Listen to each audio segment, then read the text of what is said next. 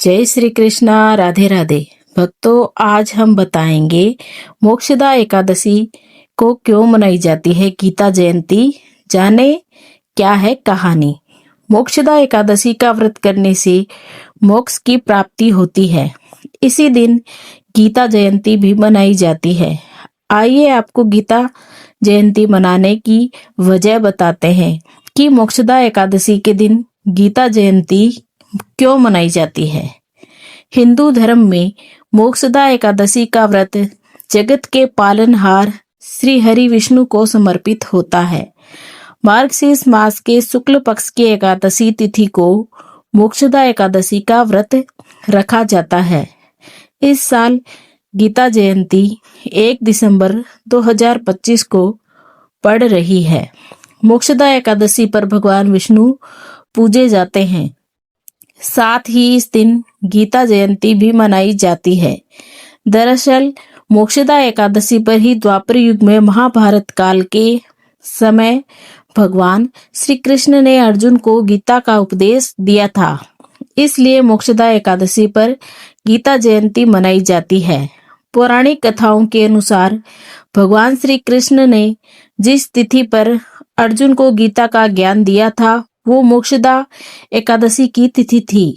मोक्षदा एकादशी के दिन व्रत करने से लोगों को मोक्ष प्राप्त होता है। मोक्षदा एकादशी पर जो कोई भी गीता का पाठ करता है और भगवान विष्णु की पूजा करता है वो संसार के सारे बंधनों से मुक्त हो जाता है।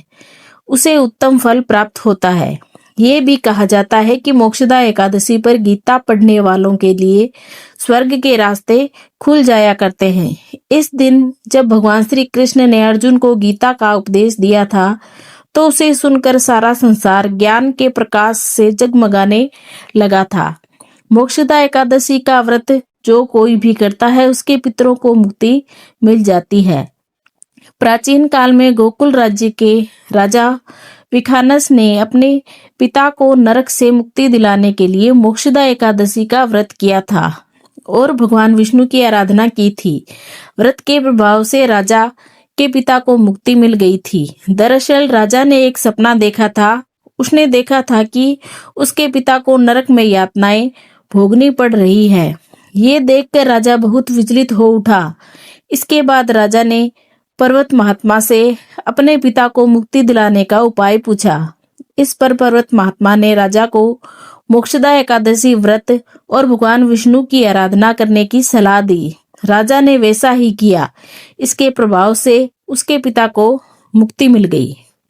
बोलिए कृष्ण भगवान की जय।